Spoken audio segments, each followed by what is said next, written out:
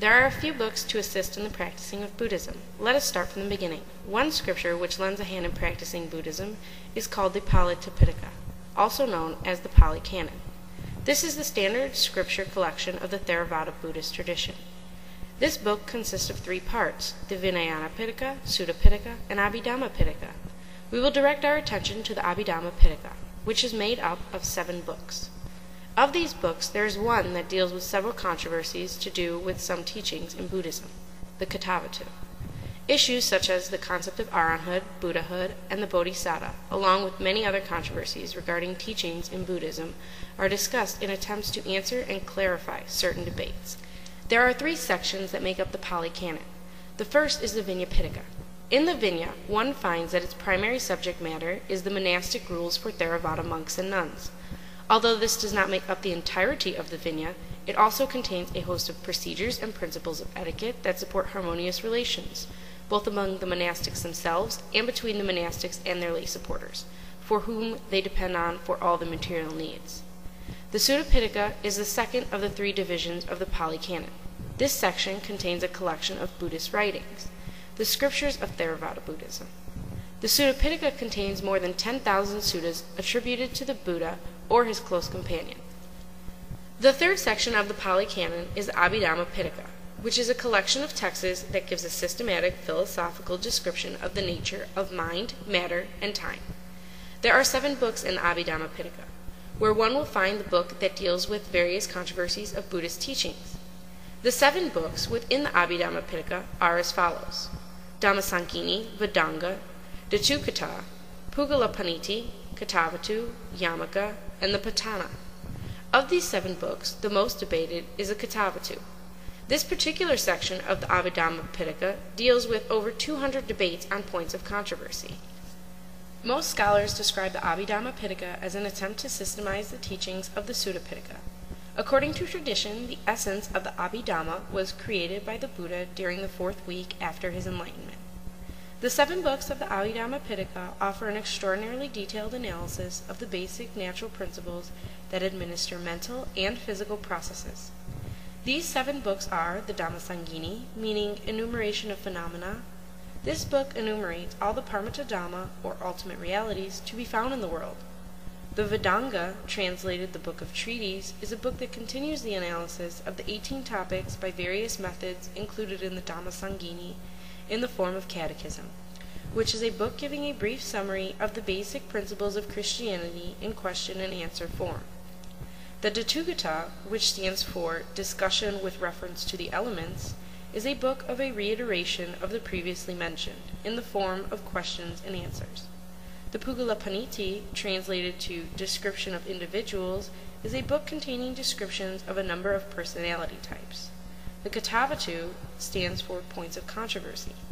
This book contains questions and answers that were compiled by Moggaliputta Tissa in the 3rd century BCE, in order to help clarify points of controversy that existed between various Hinayana schools of Buddhism at the time. The Yamaka, translated, means the Book of Pairs. This book is a logical analysis of many concepts presented in the earlier books. The Patana stands for the Book of Relations. This book is by far the longest single volume in the Tipitaka. This book describes the 24 pachayas, or laws of conditionality, through which the Dhammas interact. As the last major division of the canon, the Abhidhamma Pitaka has had a checkered history. It was not accepted as canonical by the Mahasangika, or Great Community School, the predecessors of Mahayana. Another school included within it most of the Khuddaka Nikaya, short collection, the latest section of the Sutta Pitaka. According to tradition, the work of the Kathavatthu was compiled by Moggaliputta Tissa in his role as leader of the Buddhist Third Council, which took place sometime in the 3rd century BCE. It seems more likely that he only began the work with further debates added as more heresies came to the notice of the Theravada authorities. This is the only work in the Pali Canon allocated to one particular author. The Third Buddhist Council was convened around approximately 250 BCE in Patapataliputra, under the patronage of Emperor Ashoka.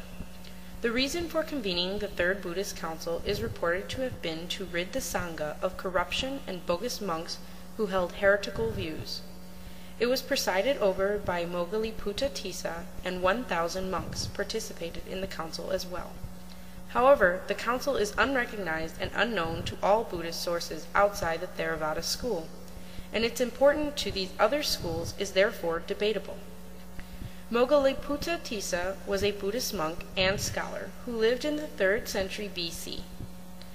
He was the spiritual teacher of the Mauryan Emperor Ashoka and his son Mahinda, who was the individual credited with being the one who brought Buddhism to Sri Lanka. In its content, as well as its style, the Kathavatthu appears to have a highly important foundation for the reconstruction of the pattern and tendencies of Buddhist thought in the 3rd and 4th centuries. It is noted that majority of the controversies mentioned and discussed in the Kathavatthu come from a difference of opinion over the interpretation of the Buddha's own words. The outlines of the Kathavatthu, it turns out, was unacceptable to other sects, as they rejected it on the ground that it was brought to the public some 200 years after the death of the Buddha himself. Thus, it was hypothesized that the Kathavatthu was only a declaration made from a disciple, leading to the questioning of the authenticity of the text and its origin.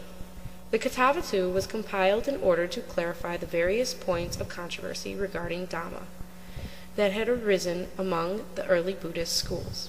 The Kathavatthu recorded the answers that were deemed orthodox by the assembled senior monks. There are 23 chapters dealing with around 216 controversies in the form of dialogues in a logical method. Each chapter contains questions and answers by means of which the most diverse false views are presented, refuted, and rejected.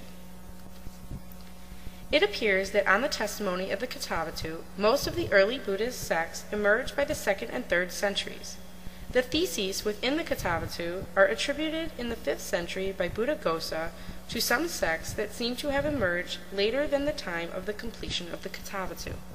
It is probable that the doctrines associated with these late sects were, in the beginning, around the time of completion of the Kathavatthu, possibly in an undifferentiated phase, and were thus held by many sects.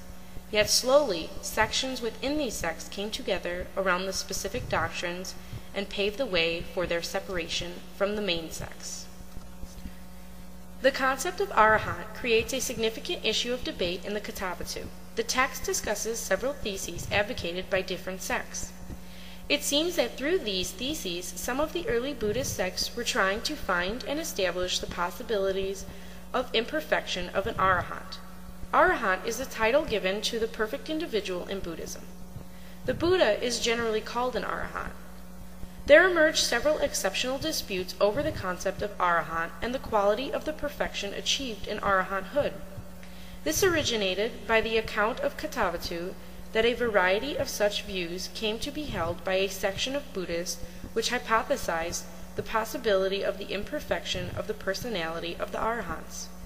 These questions then caused the orthodox Theravada Buddhists to take up different theses about the arahant for discussion and dispute these in the Kathavatthu. Occasionally, the Abhidhamma Pitaka provides valuable insights into some of these issues. The Kathavatthu picks up all given theses for debate and discusses them in considerable detail. The first arahant controversy in the Kathavatthu deals largely with a significant declaration that an arahant can fall away from arahanthood. This idea would tarnish the image of the ideal arahant for the orthodox Buddhists, for whom he was a perfect being, with no chance whatsoever of falling away from arahanthood. The next statement about the arahant that is disputed in the Kathavatthu seeks to lay down the possibility of his defilement. Previously, this thesis had been advocated as the thesis of 4 possible imperfections in an arahant, which are debated in the Kathavatthu. Other points that are disputed about the arahant concern his knowledge, the controversy that they gain knowledge through help of others. The Kathavatthu responds that an arahant is excelled by others and cannot attain arahanthood without the help of others.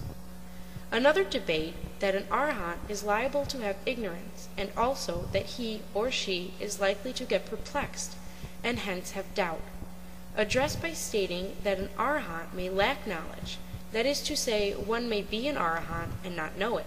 Also, an arahant may have doubts on matters of doctrine.